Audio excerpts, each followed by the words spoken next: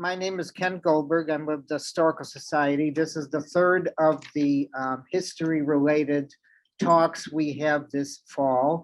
Their series is always sponsored by the Cleveland Heights Historical Society, the Cleveland Heights Landmark Commission, the libraries, the Heights Libraries, and the Cleveland Restoration Society.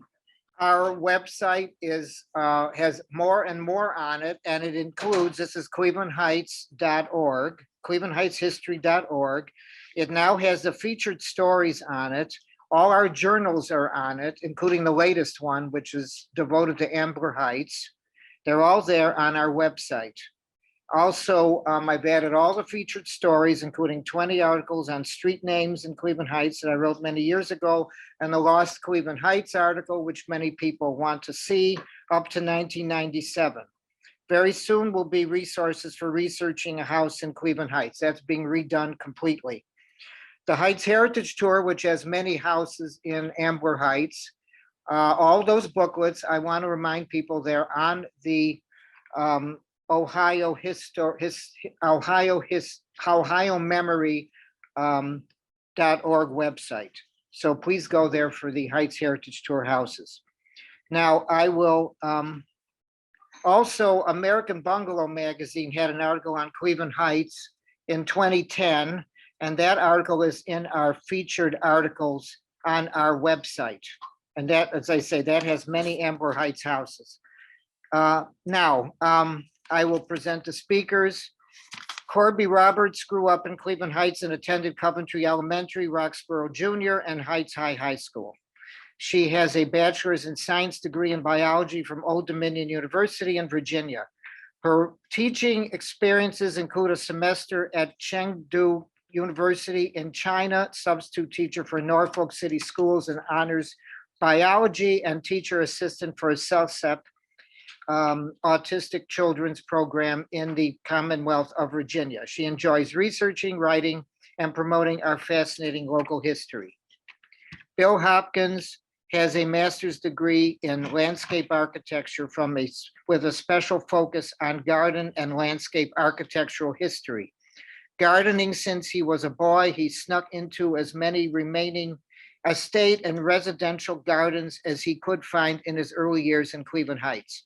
Though he is now content to take walking tours and do Google research, his original awe and astonishment at the beauty of these places has not dimmed. If he could choose one garden in Cleveland Heights to take a trip back in a time machine to, it would definitely be the Bicknell Garden and Olmsted Garden at the top of the hill. As for Angelina Bair, architectural historian, holds a master's degree in library and information science from Kent State University. She has 16 years of experience working in archives, museums, and libraries, and specializes in local architectural, historical, and genealogical research. Bair is currently working on a graduate certificate in historic preservation at Cleveland State University, Maxine Goodman Levin's College of Urban Affairs. Angelina's consulting firm, Bair Consulting Services, LLC, was awarded in 2019 Cleveland Restoration Society American Institute of Architects Craftsmanship Award.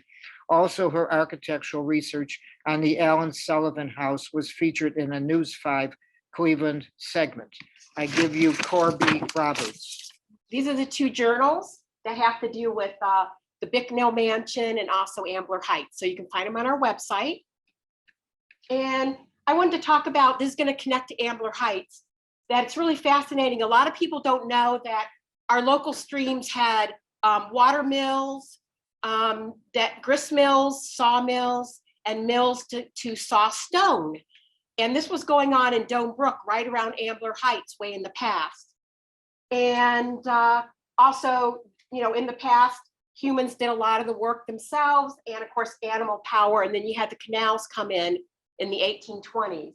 So this is during the 1800s, because Ambler Heights is so fascinating because we know it today as this beautiful development. And the question is, what used to be there before the development was even there? So we're going to look at that briefly before I take you into the more modern times. And I think you'll be surprised on what used to be there. I think it makes it even more exciting. So this is the age, 1800s, typical mills were all over Stone Brook. We know the Shakers and other pioneers had their mills. You see the, water power and steam. My purpose of this slide is we're going to talk about the railroad first that serviced Ambler Heights. And it was all horse-drawn. It was a horse-drawn railroad, the very first railroad of Cleveland in 1834. And steam had already come about, and there were even some steam engines. And yet still, we had this fantastic all wooden railroad, 6 miles long from the Heights. It went past Ambler Heights to serve the quarries. And then it went down Euclid Avenue to Public Square. And so the reason why is because, of course, all this area, Connecticut Western Reserve, was big wilderness forest with gigantic trees. They thought the trees would never disappear. There were so many of them, but it was all chopped down by hand. You heard the axe from morning to night, chop, chop, chop, no matter where you were. People were chopping down these trees, but then they needed to be cut up in smaller at the sawmill and then cut up in smaller pieces and put on the wagons or, the rail if they had it to transport down to the Cleveland Harbor. Now, along our creeks, which are now mostly buried under the Heights, there were these little quarries everywhere. We actually have the luck to have a drawing of, this was in Kane Park. This is the Kane Park quarry where the amphitheater is now, the outdoor. And they're quarrying the sandstone there in Kane Park on Dugway Brook. Here's a more modern, this shows you how they put the stone on the rails and transported it. So in 1834, Ahaz Merchant, he was an engineer and a map maker. He designed this wooden railroad. And weirdly, it was called Cleveland and Newburgh Railroad. Now, why would it be called that? Okay, here's my whole diagram. I won't test you guys, I promise. You all got an A already. So this is actually a map. I hope you can see it of the Heights. Can you see it? Maybe. This is Coventry Road right here. And we have Cedar. This we focus on the intersection of Cedar and Coventry Road. And the railroad had a spur, started at the lower Shaker Lake, at the Shaker sawmill there. Remember, water powered with the water running over the wheel. And the ruins of that mill are still there, down in the ravine at the lower lake, the original ruins. And so it went across Gale's Meadow here. Take this with a grain of salt. We don't know exactly where it was here within the meadow. This is the Euclid Golf allotment, where Fairmount runs through. Here's Fairmount Boulevard. Then it went down through Cedar Glen, very wild at the time, no road really through it, just Indian trails, that kind of thing. Down Cedar Glen on a train trestle. It hit University Circle, the Doan's Tavern at East 107th and Euclid. And remember, the Stone's Tavern had been there since 1799 with Nathaniel Doan, first a log cabin and then a frame. And then in the 1870s, the frame tavern was moved and it became Fairmount Hotel, and then Fenway is still there.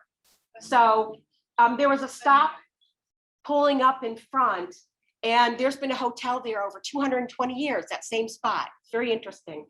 And then the railroad went down Euclid Avenue. There was a railroad hotel here of the Billings family at East 101st. And then it went down Euclid Avenue down to Public Square, and there was another horse barn there. And let's see, it went by gravity power down the Glen. It was also a freight railroad. And you can see these yellow blotches here were little quarries. See Ambler Heights here? We've got some quarries there and quarries all along Stone Brook. So it was really a fantastic railroad. Let's see, 6 miles, all wooden track. And one last comment. It was called Cleveland and Newburgh Railroad. Bizarrely, why didn't they call it the Heights Railroad? Come on, because right here at the 4 corners of the 4 townships are right here at Cedar and Demington. And you've got Warrensville, Euclid, you've got Newburgh and Cleveland. And you'll see the track went through Cleveland and Newburgh Township, and that's why it had that name in the 1830s. So, oh, here's the Doan's Corners. It doesn't exist. Many of us remember it. I remember it. It used to be the Cleveland's second downtown. You know, first it was like a New England town with its own public square. And now, you know, then it became this second downtown. And now, of course, it's been redone. You know, it's no longer exists. I try to find some people pictures. The railroad's so early, I could just get, you know, sometimes the grandmas live a long time. So this is Mrs. Gale. So I managed to get one photograph here. It ran across her meadow, and this Cleveland and Newburgh Railroad was sometimes called the Gales Railroad because of its terminus there in the Heights. Now, steam overlapped. Incredible. In the 1700s, they were making things, incredible little vehicles and trains out of steam. But they were also doing, of course, horse railroads. This is an example. We don't have any photographs of the Cleveland and Newburgh Railroad, but they would have looked similar to this, carting the stone from the quarries of the Heights, and also the wood of the trees that were being chopped down, and also sometimes passengers. So that's from the Doan's Corner book. That's a B&O early horse-drawn car. Yes, they were double-decker. There was no sense of safety whatsoever. People actually rode on them like that. I thought this was cool because it shows you all the power to, you know, wind power, steam on the lake. And yet, look how funny this is. The coaches of the brigade, they have the driver out in front still. You could unhook these perhaps and hook up a horse, but you can see that wasn't a good job to have. They didn't care about you at all. You stood out in the elements, right? And these are some early, around the 1830s, 1832, an example of a steam engine, carting like coal or something like that. Again, these are the kind of, only you'd have a horse in front. Here's an actual photograph of a wooden rail, a B&O, and then along the top they had, instead of, they had iron, a strip of iron, but they would pop up and sometimes impale the travelers. So we had instead our unique fine furniture track, all wooden. So on top of our rails here was maple or beech. I think I've like done some kind of animation I tried here. But you can see the rails are dovetailed here into the track. And I just went way ahead. Anyway, okay. And anything else? Oh, just that, you know, they thought that the wood would last forever, and it didn't. So eventually the railroad became obsolete. It only ran for about 15 years, and that was it. So, although this was an example of a trestle that would have gone down Cedar Hill. This shows you it really did exist. This was in the 1837 Directory of Cleveland. A lot of people tried to say this railroad was imaginary. Then we go from horse-drawn railroads to the horse-drawn street cars. There's kind of an evolution here in Cleveland that goes on. And then here we go all the way to the electric street cars coming up Cedar Hill eventually. And here's the Ambler Heights area. I wanted to kind of bring it forward to the future. And you know, what was there in Ambler Heights before there was the beautiful neighborhood? Well, yes, you can go along the creeks. You can find fossils, arrowheads. There were lots of mounds in Cleveland, in the Cleveland area, Public Square, down Woodland, where some of the cemeteries now, there were Indian mounds. They've pretty much all been dug up. Some of the artifacts have been saved in museums. You know, a lot of people feel like some still remain. There's one under Heinen's there at East 9th and Euclid, used to be there. Now of course it's been gone. But you know, all these people trekked the land. You know, starting in, you know, now they're saying as far back as 150,000 years ago, there were Native Americans here, you know, shooting spearing the mastodon and the mammoths, and we find mammoth teeth and tusks in this area. So it's kind of fascinating. Here's an example. I ran into this article it mentioned a mound in Ambler Park. Where, we don't know. We've got some research to do, see if we can find anything about it. But of course, they weren't just mounds, they were great earthworks. We have Laura Peskin here. She's probably the best person to ask about those. And they were all over middle part, the Mississippi Valley in the United States. And we had them here too. This is near East 55th.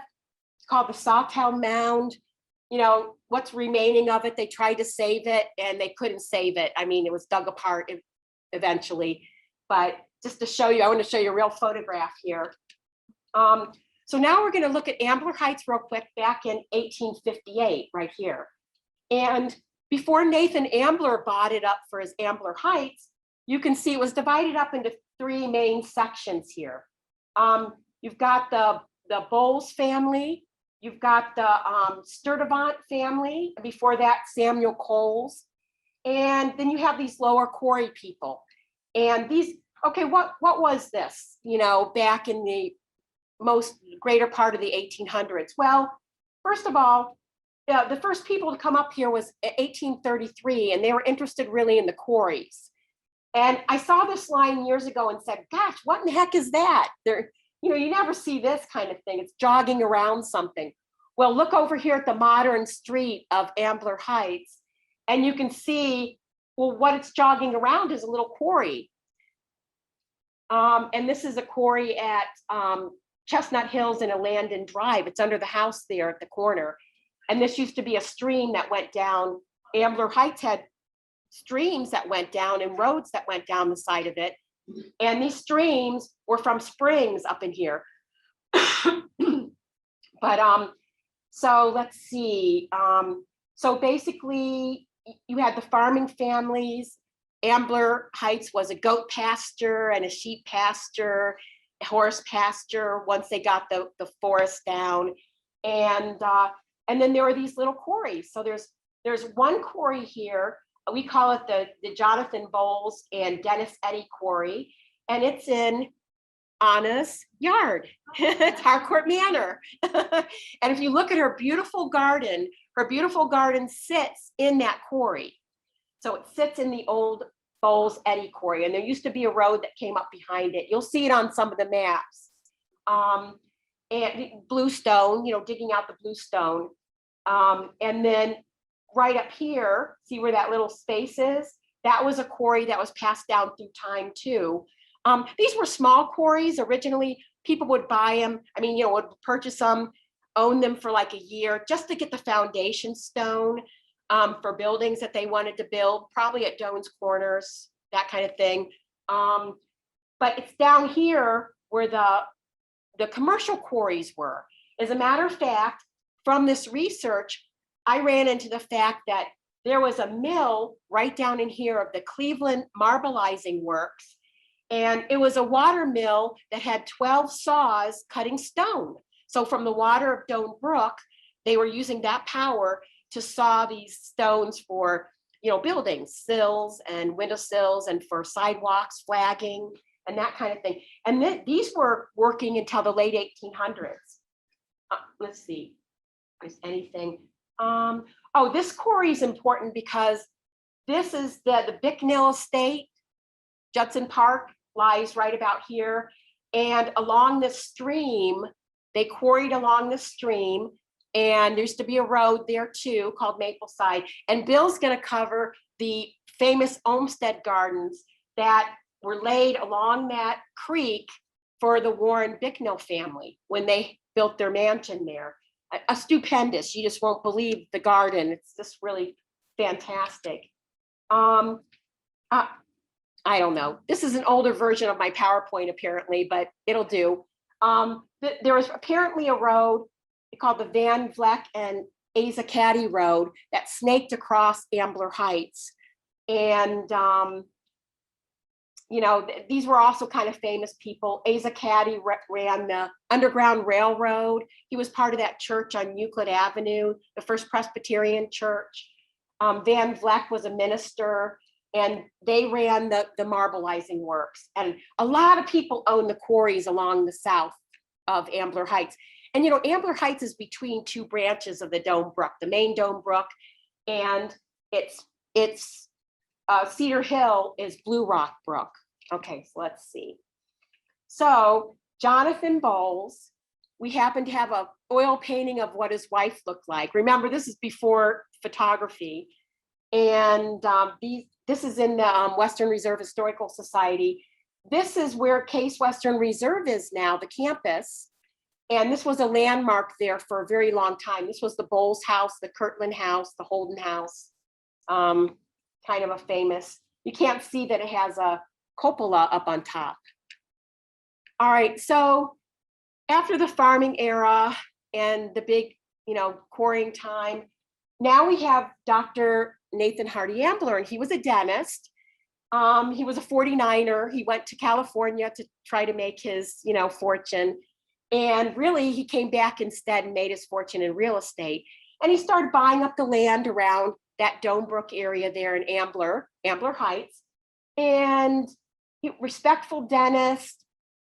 He did a bunch of little developments, including, where the Baldwin Reservoir is. It's called Maple Brow. You've got the Schofield Mansion there. That was his development there. He's got one in Cleveland. He also has a few at the foot, like Murray Hill, right there to the west is a little set of streets. That's their development too. And well, this is the interesting thing, that when he died, everyone, if you look in the literature, he had no children. Well, when he died, come to find out, he had a second secret family with 2 children. And it was such a scandal from like coast to coast in those days. It was like in every paper.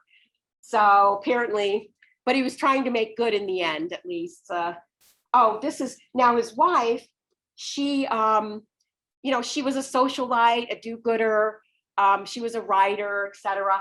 And when he passed away, she took over the whole real estate enterprise. And so this is Murray Hill right here. And her neighborhood still exists. There's still a few houses there. This is their Blue Rock Springs Sanitarium. Did you ever hear about that at the foot of Cedar Hill? There's a natural water. There was a sulfur spring and they sold the water, and they had a water cure hotel, and very famous for a very long time. The spring still runs. It runs right into here. The water used to be bottled and sold. Now it just runs into a sewer, thing. Kind of like the Wade Park Spring. Now no one even knows it's there, even though they all still run. This is a photograph. You see Murray Hill, and you see her little neighborhood here, her development. That's her development. Now, Daniel Orvis Caswell, he's credited for creating Ambler Heights, but he was actually a cousin of Nathan Ambler. Was his cousin, his first cousin, very young, and they brought him into town, and he ran their water cure, and he's the one that changed the original Ambler Park into Ambler Heights. Let's see, anything else? Oh, and his wife's important to mention, because after first Martha died, then Daniel dies and leaves the wife, Elizabeth Caswell, with all the responsibilities of all these developments. And she single-handedly, I went and looked through all the deeds, she's the one who sold Ambler Heights and not the 2 before. Yeah, so if you ever want to say who's responsible for making sure that Ambler Heights was a success, well, that's her right there, Elizabeth Studi Caswell. She did all the work. I found an ad for the Blue Rock Springs water cure at the foot of Cedar Hill. The Lincoln building, Lincoln Storage, is now on top of that, basically. Again, put under pipes, underground. Yeah, people said the water tasted like rotten eggs. Bluish green. Okay, so Nathan Ambler and his wife, right across from Ambler Heights. You guys, you guys probably all know this stuff already. But so right where Baldwin, the Baldwin Reservoir is right there. And they had this house called Rock Rest. They built it on this promontory that was surely an ancient fort of some kind. I mean, even though he embellished these towers during his time, you can see, I mean, look at the evidence here. There's another tower there. There were stones all over here. I mean, it's a lookout. It looks out all over Lake Erie. It's fantastic. And these old forts have been found along Lake Erie. If you go way back, you can find these articles of like old stone remains of really old forts. So that's certainly something to look at for this promontory, this rock rest. This is Vine Cliff, but it eventually becomes Fair Hill Road. And when they make Fair Hill Road wider, they take down the tower. Very sad. You'll see some great pictures of it. I don't know if I had anything else I wanted to say. So this is the house, the Gothic house, a photograph of it in 1923 when it was torn down. This is an actual postcard. I put this up here to let you guys know that Fair Hill, this is the original part of Fair Hill, was a planked road. You can see the wood right there. Here's some photographs of the old tower. Yeah, you want to see? Uh-huh. Probably worth noting that the stairs are still. Thank you. Did you all hear that? You want to stop? Yeah, it's at the corner of between Alfred Road and Fair Hill. Boulevard. They're possible to see now Wow. because they closed the road off. Yeah. And when you decided to put like Yeah. So apparently, there's no trespassing signs up there, but apparently these stairs are still there going up. And right as you come up Fair Hill and Baldwin goes off, right to the right, you can see it. You can kind of, as you turn around on Fair Hill, you can see where they've cut into the hill there, where the tower used to be. And so the stairs are right there where Baldwin goes off. So, I mean, these are great old postcards, Now I put this in here to show you, here's a spring. Here's some kids at the spring here. You can see Rock Rest there in the background. So Ambler Heights had wonderful freshwater springs. So I want to compare real quick. This is Ambler Park, 1890 to 1900. It was only around for about 10 years. And look at the configuration. Do you see, you've got Chestnut Hill is really the only street that's there, and it's Chestnut Hill, not Chestnut Hills. And you've got a little piece called Harcourt. You've got this Beacon Hill and Buell Place down here. The lower level down there to the west of Ambleside or Ambleside was once part of the Ambler Park. But you see how the roads are all straight and kind of grid-like. Ambler Park was divided up into like 200 and I don't know, it's in your book, 70 something lots. And they were very small and they weren't appealing to the buyers. So when they didn't sell, Daniel Caswell and Charles Pratt Jr., who was an engineer, Charles W. Pratt Jr., they reconfigured Ambler Park into this Ambler Heights that you know today. Some streets are different. Here's Nathan. Here's Nathan. You ever know where Nathan is? And whatnot. And so let's see. Let's go ahead and. I think there's a street called, to the left of Chestnut Hill, it's called Ambler Boulevard. Well, we're going to get to that. Okay, stop. I have a visual. and really, that's a good time to mention this. The reason why this didn't sell, that's a perfect time to mention it, is because there was no way up to Ambler Heights. There was there's this dirt cedar road that came about in 1850, but these other streets are kind of like dirt, go up the side of the hill kind of roads. And this side wasn't accessible. See the streets called Roundout and Southwood, etc. So what made all the difference was when Martha Ambler donated part of Doan Brook for the Ambler Park, and she also, on the condition that the city would make that boulevard going down. And how many of us from the Heights take that boulevard there around the bottom of the hill going down to the city? And it used to be two-way, but that is what saved Ambler Heights, because now people had a way to get up there. the pioneers used to have to take their petticoats off because they couldn't even climb the hill in their petticoats. And this is a very rare photo. This is Cedar Road in about early 1820s. And this is the only photograph I know of this part of Doan Brook, which is called Blue Rock Brook. So Cedar Hill, as you go down, was carved by this Blue Rock Brook branch of Doan Brook. And then they buried it in 1928. They buried it. Sadly, it's in pipes. And is one of the reasons why University Circle floods so fast is all these streams coming down from the heights are all in pipes now. And there's no natural bed to slow down the water. So it all just whooshes right into University Circle when it in the past would not have done that so fast. So this is Ambler Park, another picture. Let's see, I wonder if I mentioned, yeah, this will be online if you want to see the pictures in a slow motion. I wanted to say at the foot of the hill now is this Buell Place, which was part of Ambler Park. And at one point it had as many as 9 houses on it. Now there's, this apartment building is still there. It's a landmark apartment building, but the rest of this has all been torn down. But it used to be a, not as fancy as Ambler Heights with all the beautiful mansions, but it was a nice little allotment back in its day. These are some photographs of it. You're looking across Cedar Hill. Here's the trolley going up.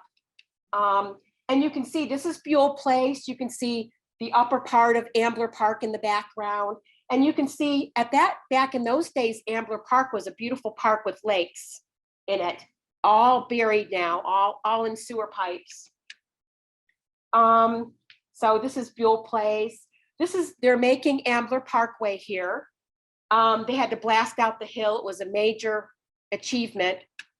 Here's another example. Here's a look going down the hill. There's the campus. This is a house I talk about in the view. So if you get a copy of the view, you can learn about the house and what happened in the house. It's gone now.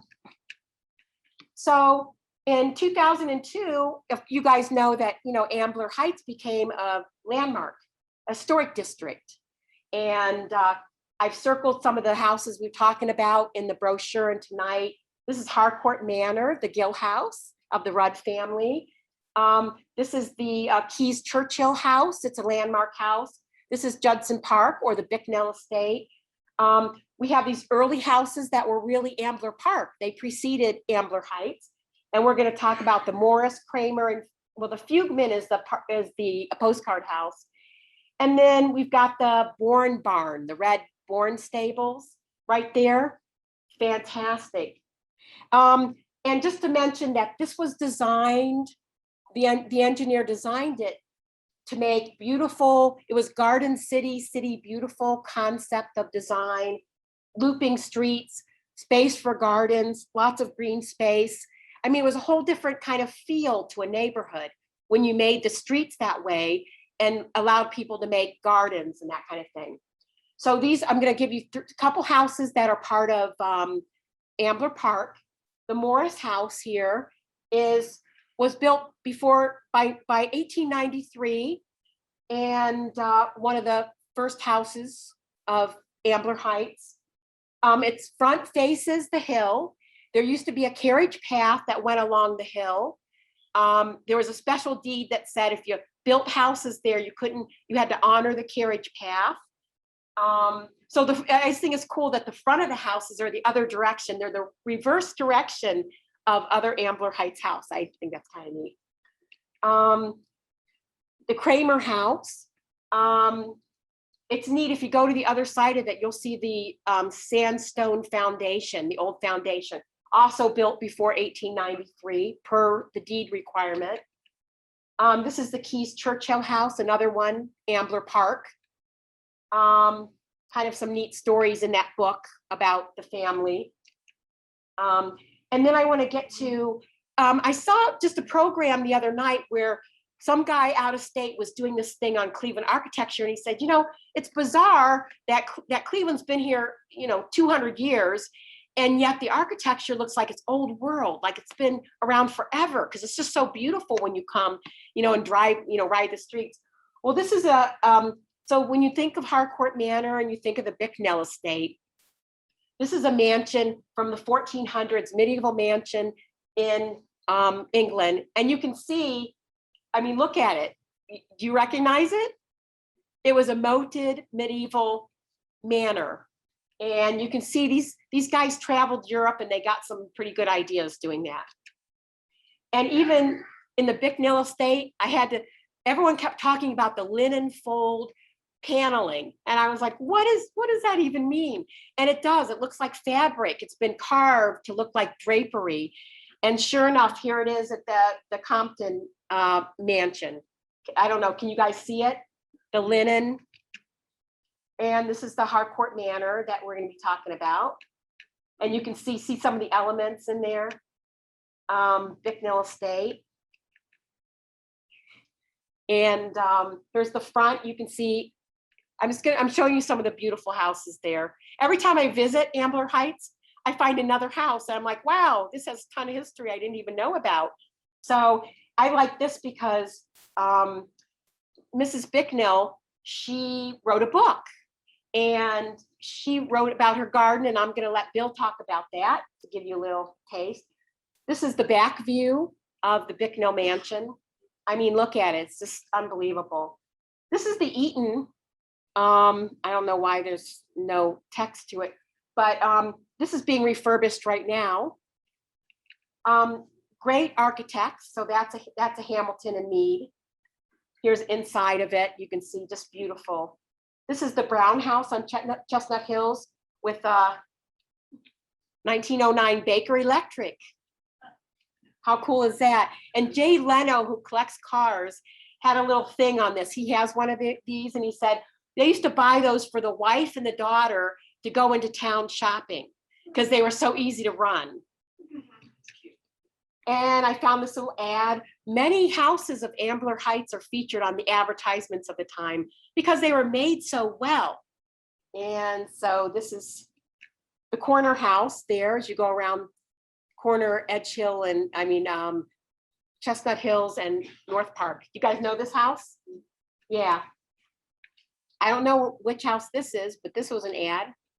I have to drive and see which house that is. Here's again, many architects like, President Garfield's son designed some of the houses. Here's Frank D. Skeel. This is a Skeel house. This was, at the time, was the oldest Walker and Weeks house, but it was torn down. But here was a watercolor of the garden. And the garden house, the greenhouse is still there. There it is right there. That's all that's left of it, yeah. And here's two landmark houses. We've got the Canfield House, and you see Barnard and Parsons were the architects. And this is great. You can see this on the Cleveland Heights site, the landmark site. And the Zerby Halley House. Now this is the one built by designed by President Garfield's son, right? And what I like about it, I stuck it up here. You can read the little history. It says Winston Churchill spent several nights here with the Halleys. What I like about it is it had its own gas station in back. That some of the houses on Ambler Heights had their own petrol stations. This is the Benjamin Bourne stables to their house. Now, when this was built, back here was not South Overlook and that kind of thing. It was all the Euclid golf course. So you can imagine, a lot of the Ambler Heights residents actually had horses, and still had stables and that kind of thing. It's been all refurbished, beautiful inside. I've seen it. I snuck in when they weren't home. No, I'm just kidding. I saw it on one of the real estate websites. And I guess the point of this is you'll see some stories in your book. Mrs. Bourne was very generous to her servants. And when she died, she left all this money to them. And it's interesting because this stable cost more than probably a couple times more than most houses cost in the Heights, you know, made with such good material, that kind of thing. It sits back from the street. I like that it still has its vents on top. That's fascinating to me. I need to go faster. So this is the house. It's now, I think it burned down, demolished. There's another house there, but you see how they match. I thought that was interesting. I think there's a connection with Martha Ambler and the Church of Science, Church of, the first Church of Christ scientist, because she was interested in the alternative religions. The women were suffragettes, and she was a spiritualist. The Gill family, Dorothea Gill, was involved. It's funny, Chestnut Hill was the estate of Mary Baker Eddy, and Beacon Hill was her road. And I've heard it referred to as Beacon Hill. So I just wondered, no one's ever written about it, but I had to bring that up because look where the church is, right across on Overlook, that beautiful church, one of their churches. Now it's a Nottingham's Burke's research and design place, but it's just beautiful. And that's it. This is a book Anna Bicknell wrote, Flower Folk, 1927, I think. We passed it around, but it only got 2 or 3 rows back. So just take a look at it as we go through it. It's about her garden. It was derived from her garden there on Chestnut Hills. So this is the main axis of the garden, looking to the west. You're looking west, southwest from the rose garden, which is right here. I can't find any pictures of the rose garden. It was small. It was only 15 or 20 feet by 15 or 20. It was near the drive. It was the closest part of the garden to the house. And it was the highest part of the garden. The fountain with the pool is obviously the most dramatic. This long walk going west is a perennial border, but it's in the Italian manner. It's very formal, it's classical. Rounded it, softened all around. Anna Bicknell insisted on naturalism. In the letters between her and Frederick Olmsted Jr., she's insisting on more and more naturalism. He's veering towards the formal. So I don't know how they got along. There's a few letters that are kind of testy, but I don't know any more details than that at this point. Right here is a grape arbor, and the grape arbor went to the north and south a bit, and there was an overlook of the city here. You could look to the southwest into the Fairfax, what is now the Fairfax and Central neighborhoods. This photo was probably taken in the in 1923, 24, maybe a little bit later. It was from the Architectural Review article on the Bicknell Olmsted Garden. And a lot of these pictures are from that edition. There's not a lot of pictures taken of this garden. This is Anna Bicknell, Warren Bicknell, and 3 of their 4 children. There was another son. Oh, with me today is Douglas Bunker. Good evening. Douglas is the grandson of the chauffeur and cook for the Bicknells. Henry Bunker was my grandfather, born in 1884 in Cleveland. His father had a grocery store and tavern on what's now East 49th Street. And my grandfather, instead of going into business, decided to get a position with the Bicknells. So he got a job there in about 1909. They sent him to Detroit to learn how to drive a car and fix a car, because in those days they were pretty new. And he had a big responsibility. He had to drive the boys to Western Reserve Academy, drive the car down to Georgia where the Bicknells had their summer house, and they took the train down there. He worked for them until 1948 when he had a stroke, a debilitating stroke. He lived another 11 years in a hospital bed in the dining room in my grandmother's house in University Heights. I don't know this for a fact, but I was told the Bicknells continued his salary while he was ill. And that's the kind of family they were. But you're right, Bill, they had 4 kids, Guthrie, Warren, Elizabeth, and Francis. And just a little aside, I learned lots of stuff from my grandmother. Mrs. Bicknell would go out in the garden. They had a gardener named Joe, and she would dig in the ground with her diamond rings. And my grandmother couldn't believe that she would do that. Another story I'll tell you, when they built the house in 1920, they went to Europe and bought a bunch of old medieval furniture. And my grandmother was standing there in 1920 as they were taking the furniture into the house. My grandmother said, "Look at that. You'd think they could afford new furniture." It just looked horrible. I had one of their chairs in my living room. It's attractive, but it's really, whatever. Anyway, so there are a lot of stories I have about the Bicknells. They're a lovely family. They had the house until 1939, and then Mr. Bicknell passed away. Mrs. Bicknell moved to a quote unquote smaller home on South Park, which is huge. She lived until 1959, and my grandfather died in 1960. So I just want to point out, it was a wonderful position to be a chauffeur in the 30s, worked through the whole Depression, put my dad through Ohio State, bought him a car, my grandparents did. I mean, it changed lifestyles if you were a valued member of one of the Cleveland families. So I just wanted to point that out. Okay. If you would. Yeah.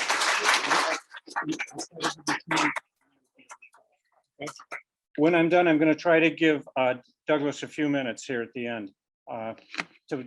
We were going to do associations as we went along, but I don't think we'll have time. So on the left is Frank Mead, who did the house, on the Cleveland architect of Mead and Hamilton. On the right is Frederick Law Olmsted Jr. from Brookline, Massachusetts. He's the son of Frederick Law Olmsted Sr., who dies in 1920, the year the house is built, but he retires around 1900 from the landscape architecture business. Most everything after 1896 is attributed to his son, Frederick Law, or the other adopted son, John.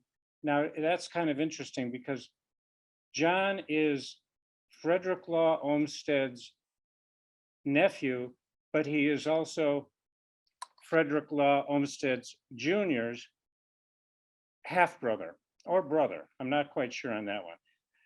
When Frederick Law Olmsted Sr.'s brother died,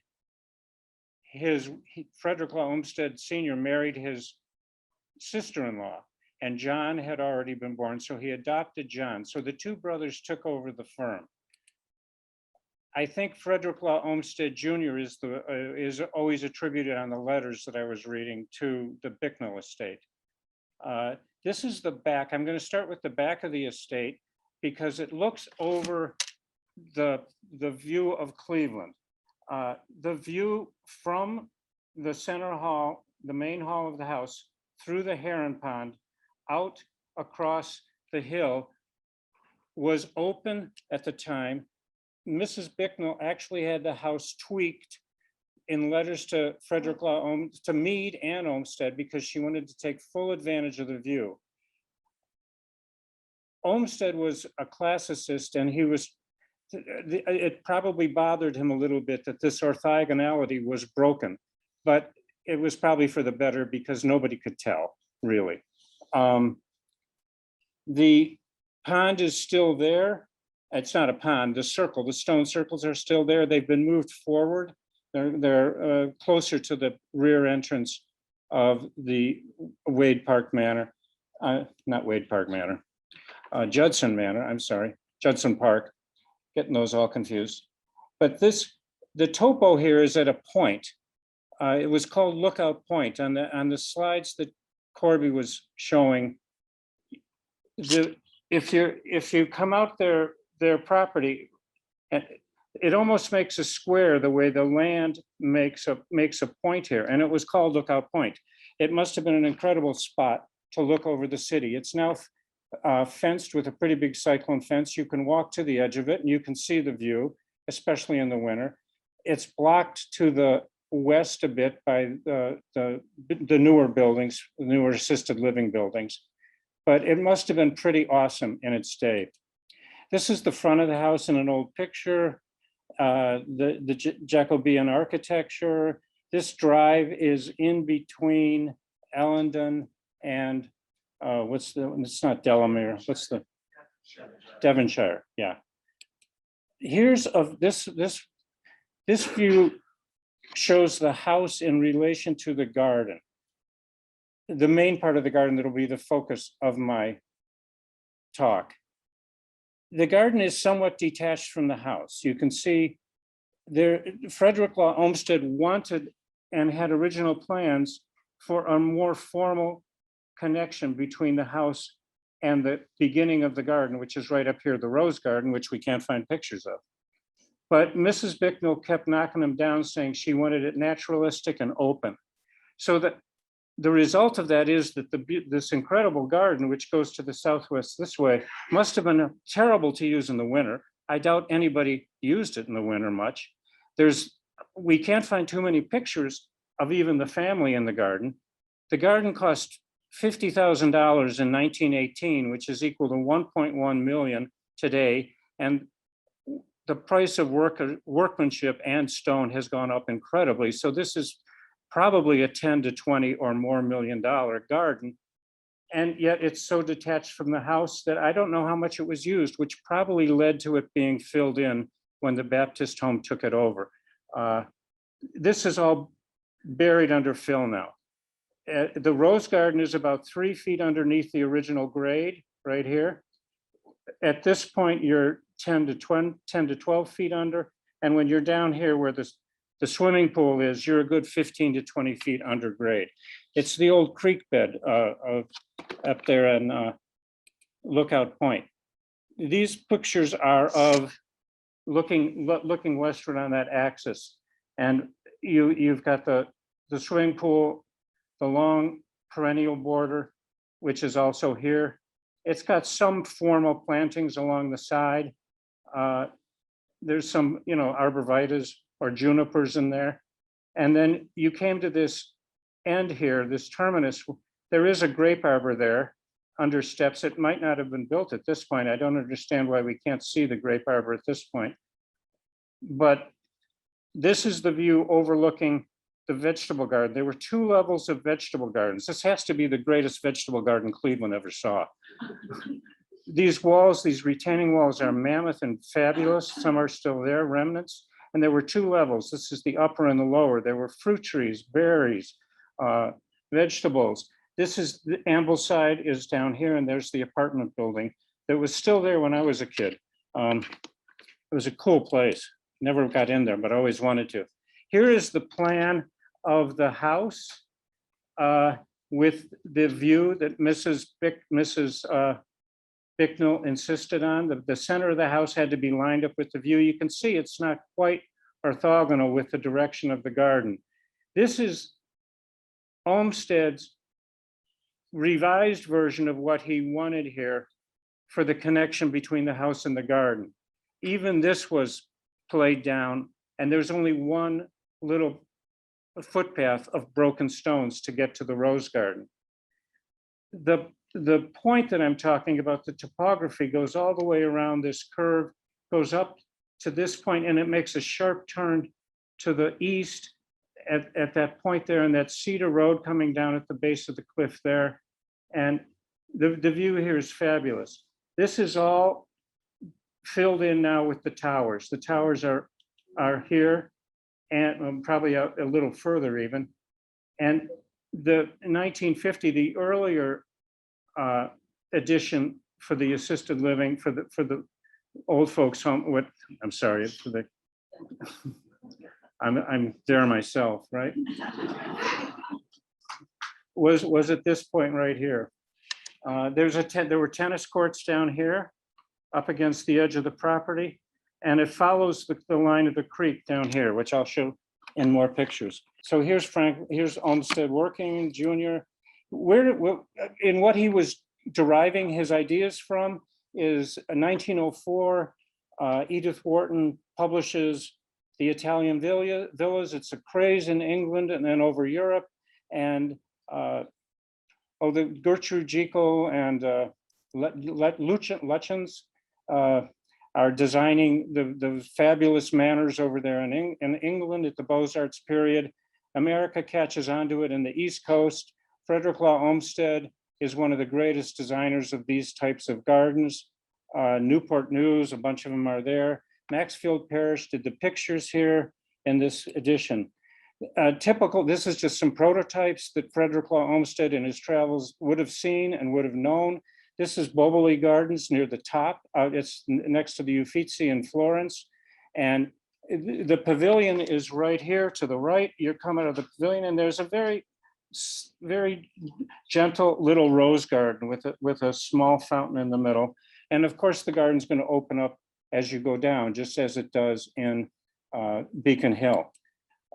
This is a Maxfield Parish's illustration for the Bobley Gardens. I'll show a picture later, but I want to note these pilasters here, the balustrade with the urn shape in the middle. That's exactly what Olmsted took for the Bicknell Garden with the fountain here behind it. Mrs. Bicknell kind of combined the fountain with the urn shape. Here's Borghese, Villa Borghese in Rome with the typical fountain over the long pool. And here's the long walk with the distinct linear evergreens at Bobley again, which we see a long walk. Olmsted added the perennials on both sides, which the English were doing over in England. This is Chateau Villandry outside of, it's in the Loire, I think, the Loire Valley. But it's the most famous overlook your vegetable garden sort of villa in the world. And this would have been known to him as well.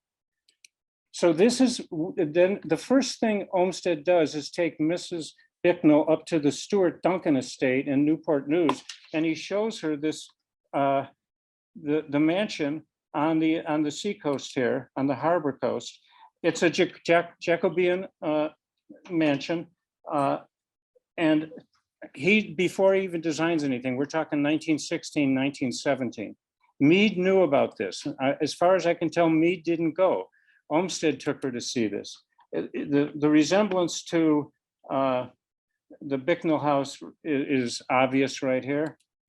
The inside of the house I'm showing just because in all the letters, Mrs. Bicknell is simplifying Olmsted. She doesn't want it to be as decorative.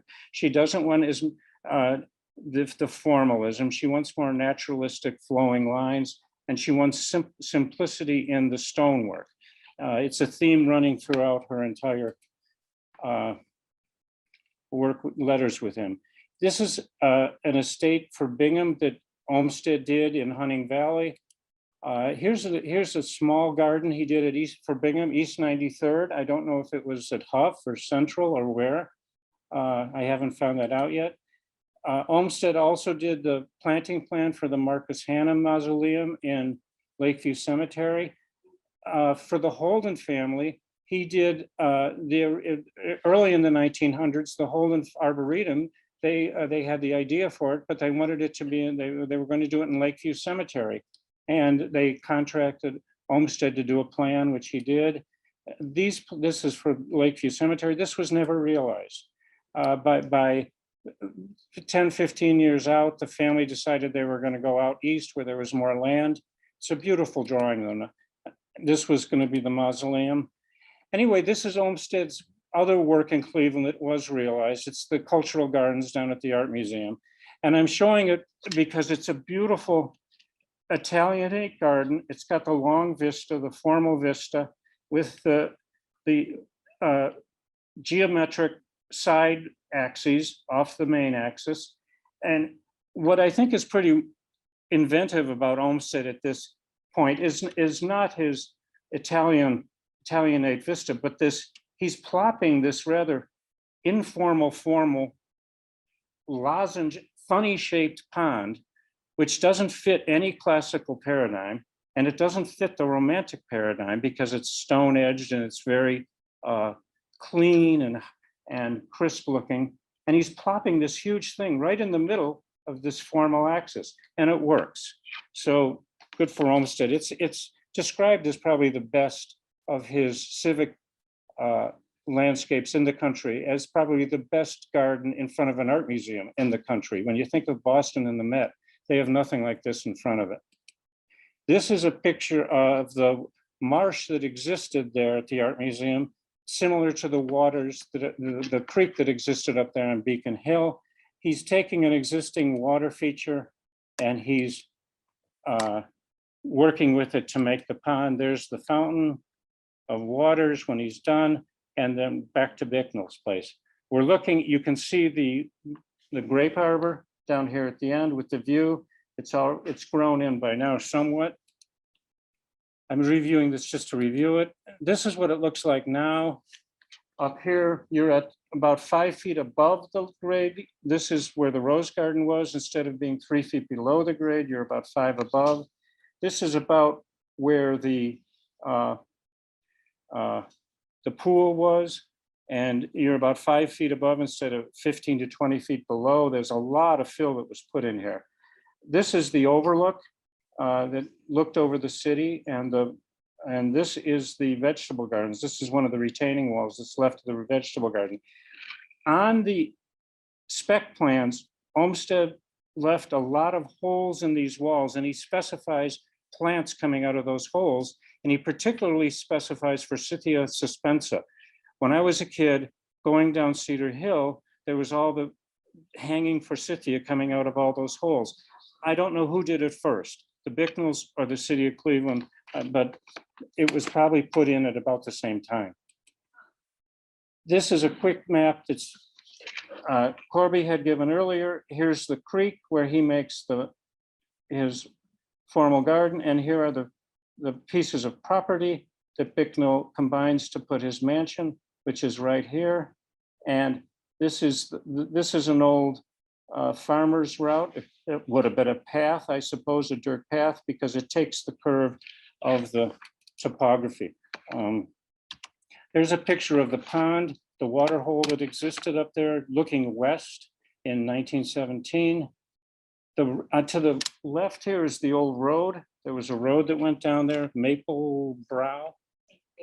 Mapleside. This is a picture of the original topography with the pond in it. And you can see this, the Point Lookout was a good name for this. You really have a square spot right here. And the view here is out to Lake Erie in the northwest. The view here is out to the southwest. Quite incredible. This is a view with the original topography with the garden put in and the two vegetable gardens together. I'm gonna have to speed through this. A view of the present rose garden today, what it looked like 100 years ago. This is what it looked like in the mid-50s. There's now not two rows of parking here. They took out one of these rows of parking, I think probably in the 90s, 80s or 90s when they redid the garden, and they put in a lot of fill here. And that's the present rose garden and what I was showing you earlier. Planting plans, Mrs. Bicknell complains in one of her early letters is that there's really no need, Mr. Olmsted, for a planting plan. I can do that. I don't need to spend the money, and it would be absurd to spend any more. Well, she got a lot of planting plans anyway, and I don't know what transpired to have that happen. Up at the rose garden, there was a sundial, and nobody can tell me whether these pieces, which are up in the spot where the rose garden used to be, are part of that sundial or not. The original sundial. They look old, and they've been there forever, and Judson doesn't seem to know where they're from. Here's the rose garden today looking west. This is what it used to look like down at the swimming pool when you're down. Here's the elevations. I'll just show one of them. You're up here high at the rose garden. You go to the fountain. Here's the swimming pool. You've got the long terrace. You've got the grape arbor, and then you've got the two vegetable beds below you to Ambleside Road. This shows how extensive the retaining wall system was to get this garden in. You had to hold back the earth. This is typical of all the stone walls. They want chipped, roughened Amherst stone for the caps. For the rest of the stone walls, they were not Amherst stone. The Bicknells insisted on using local stone. It was cheaper, and they went back and forth a lot on this, but it does look very nice. It's very handsome. These are some of the retaining walls that are left down in the gully, I guess, that's left down there at the bottom near Ambleside Drive. This one right here is the edge of the property coming down, and this is the division between the first and the second. The upper vegetable garden would have been here, the lower one would have been there, and you can see the roughened cap on the top stone still on these pieces of the wall. On this part of the wall, the cap has all been, it's gone. Here's some more of some walls. I'm going to quick through these. This is the urn And at the fountain, this is what Olmsted designed. It's very much like Mobley. It's a big urn shape. It has an avocado sort of fountainhead at the top, and it has these inverted scrolled brackets to frame the urn. On the two sides, he originally designed a solid wall. The Bicknells wanted this perforated, as at Mobley, with the pilasters, which he did do for them. This is what it looked like when they had it done. This is Mobley, and it shows you the urns with the balustrades. Here's a spec drawing for his urn, and another one. And you can see in the fountain that's there, it's not what he designed. It's not as broad a urn. It's more of a fountain shape. And there is no sort of avocado finial for the fountain cap. And this is just to show you, to have some fun, that the classical precedence for this garden was not lost to the Bicknells themselves. They obviously posed with this, symmetrical design sometime in the 20s. This is at the bottom. It's a remnant at the bottom of the gully there, the ravine. I don't think it's the part of the fountain, but I don't know which part I haven't been able to figure out where it's from. Here's a picture of some Bicknell girls swimming. Planting plan for the pool with Mrs. Bicknell's descriptions of many plants. And there were articles in the newspaper that, so to the right two gardens mentioned Mrs. Gill. She was very active along with the Bicknells. Mrs. Bicknell did this book, Flower Folk, which I will rush through. It's going around. You can take a look at it. Here's her perennial bed at one of its prime. This is where the perennial beds would be right now, where the exit drive is from Judson Park. This is all over on the perennial bed, which was probably 25 feet underground, maybe 30 feet under, because this is at least 5 feet above now. There was a lot of fill that they used at the site to put in those towers. This is the view from the overlook as it is now. And this is a planting plan for the vegetable garden as you come down the slope. This is a picture of as they were putting it in, they had to pipe the creek. So those are the big pipes on the right going down to Ambleside. This is a view of the garden when it was, when it was growing down there. Planting plan existing. This drawing is beautiful. There was a tool shed that was knocked down, drag out, gorgeous. Everything was hand hewn. The oak heft timber is to be the best quality, free from loose knots and decayed. Timber should be hewn from the log, not sawn. A little irregularity in the straightness of the timber is desirable, especially in the corner post braces. All heft timber work is to be mortised, tenoned, and pegged together. The joints being set in heavy white lead. I mean, you can't do better than that. And it was probably bulldozed. Here's the gates at the bottom of Ambleside Drive, beautiful gates, and the cobblestone drive that led into the garden. The view today, back up at the house, you can see how the house is open to the outside. This is the second floor. Mr. Bob Odenweller gave me permission to take pictures. You're looking south at the rose garden here. This used to be the Bicknell's bedroom, and this is his main suite. He's got the two bedrooms on both sides of the fireplace, look to the north and the south. And when you go out the rear of the house, where you used to have the view over the city, the round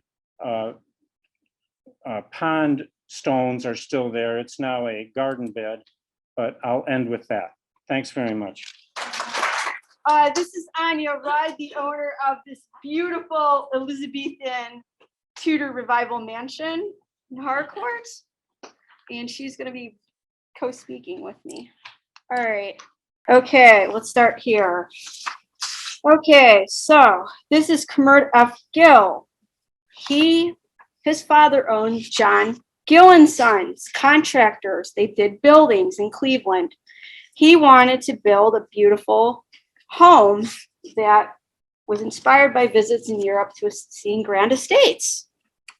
And Mr. Gill and his wife purchased land on Harcourt in 1906 from the estate of Daniel and Elizabeth Caswell. That's for what the deeds were saying.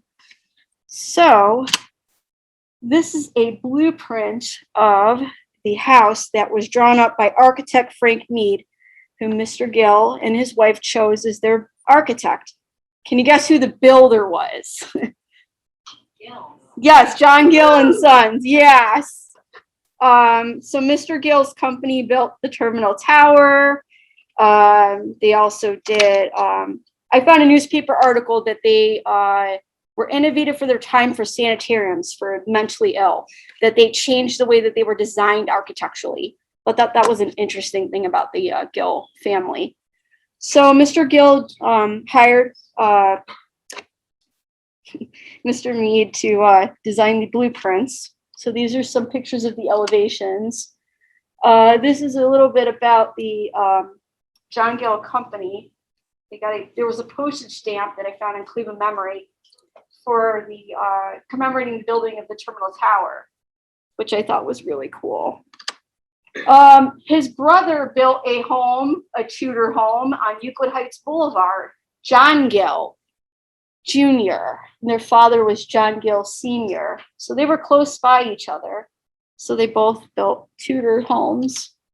And then here's another set of blueprints of the home. And this is the house in the winter with the elevation.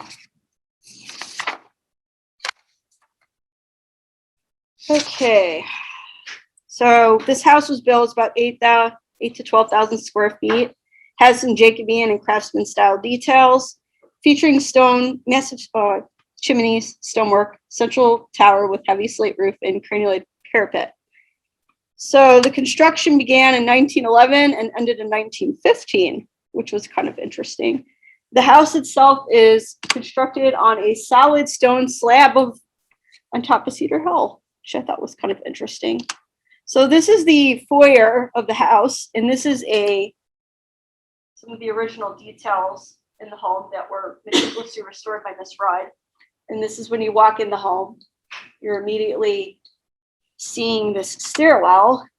And then this is this was the ballroom and gymnasium. This was before the renovation, and this is after Miss Rudd made it into a speakeasy.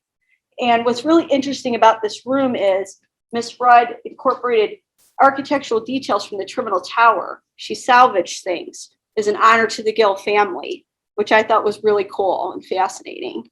So it kind of past and present accumulate. So when you walk in the house, Miss Rudd had the ceiling painted with gold leaf. And this goes up, it's tall, it goes up 4 stories. When you walk in, you're just in this large space. It's absolutely fabulous. This is the original call box and telephone at the house that Miss Rudd kept with the original architectural integrity. The Gills hired Ellen Biddle Shipman as their landscape architect. This is a picture of one of the gardens. Here's some more photographs. This was a wishing well, which I thought was really interesting. I couldn't find any blueprints of this garden. There were 2 sets of blueprints I did find when I was working at Case Western Reserve University's architectural library. They had 2 sets of blueprints, and that was 19 years ago. I contacted them. Unfortunately, the blueprints were missing. I couldn't find them. There's just some more. This is the pool, and you can see it here. Miss Rudd actually, the pool was covered over when Miss Rudd bought the home, and they actually brought the pool back, which you'll get to see when she answers. After the home was built, it was featured in a showcase for constructing homes in the Plain Dealer. This is an ad for it. And it was also a tour for the American Institute of Architects chapter. It was a showcase tour. And that's the photograph that was on the picture of the advertisement for this talk, which I thought was really interesting. This is a video of Mr. Hood being interviewed by Channel 5 News, and he talks a little bit about the house. I don't know if I can get the video to load. I'm sure. We don't have enough time.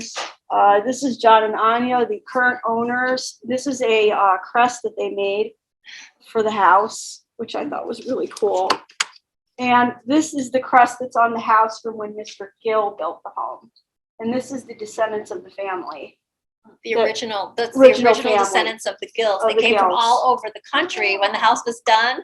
And they brought the original garden pictures and we got so much information. They were so happy to see the house brought back to life again. It was so sweet, so sweet. What was really interesting about this house, Captain America was filmed there, Winter Soldier, and the dog-eat-dog, Willem Dafoe, was really interesting as well. And Mrs. Rudd did something really interesting. Do you remember the photograph with Dorothea Gill standing with the gates? Well, these are those original gates. And Miss Rudd put these gates by the tea house. And this is the pool that Miss Rudd rebuilt. And then those where the wood gates were, she put these beautiful iron gates in their place. And this is a picture of the house at night. And That's the then quarry. Wait, go the back quarry. Okay. See, that's This is where the snow quarry right is. here. See that beautiful sunken garden? Beautiful. And then this is, any questions for Miss Rudd on the restoration? That's what we were trying to leave room for. Yeah. And we have photographs if anybody wants to see them. Ask away. Yes. Is the existing pool right where the old pool was? So the question was if the existing pool is where the original one was. No, the original one was really close to the sidewalk and it was huge.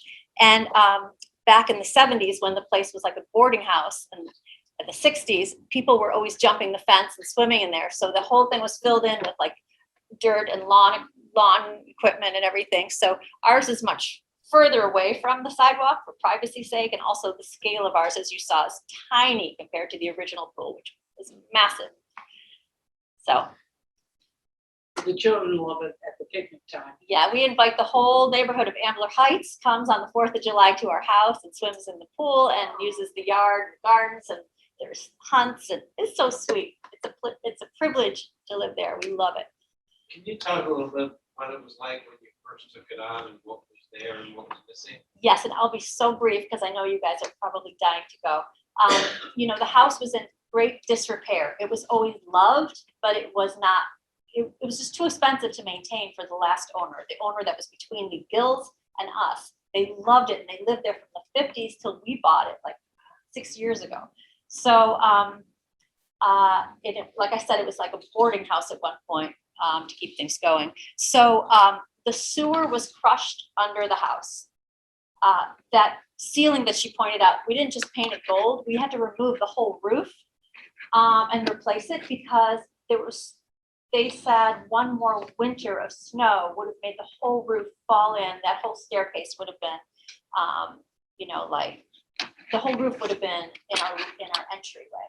So there was, it was always beautiful, but it was like, for example, I have pictures where from the industrial era pollution come up the hill and the whole house was black.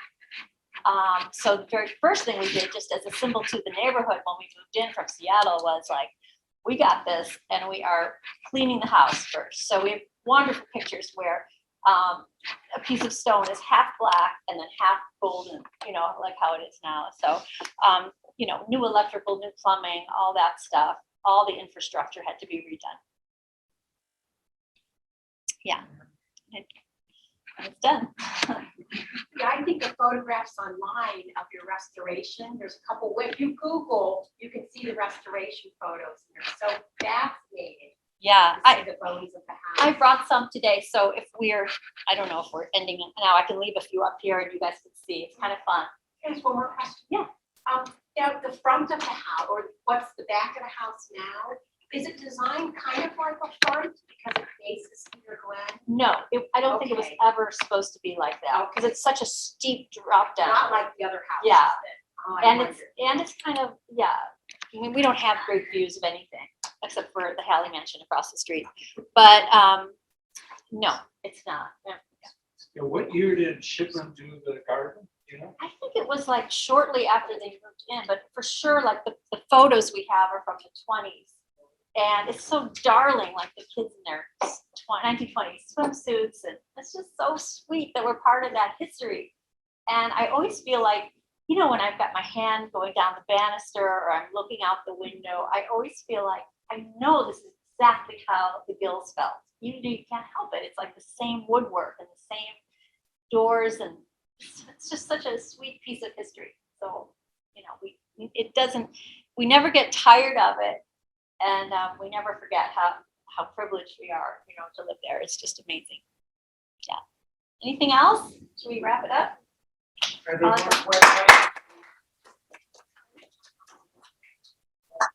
Oh, yeah, speakers, of course. I would just like to make a comment. I never knew that Frederick Olmsted son worked in Cleveland Heights.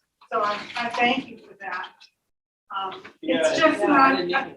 is it common knowledge? Am I the only one who's heard this 3 times? I was surprised myself, but you know, the papers are there in the Olmsted archives in Brookline. He did a garden next to our house. Oh. My son's. Did the garden next to your house? Yes. And where is that? This is Watts's house. That's a Harcourt. Yeah, that's a third one. That's a third one that I didn't know of. Yeah, I'm sure. Okay, yeah, I'd like to find out.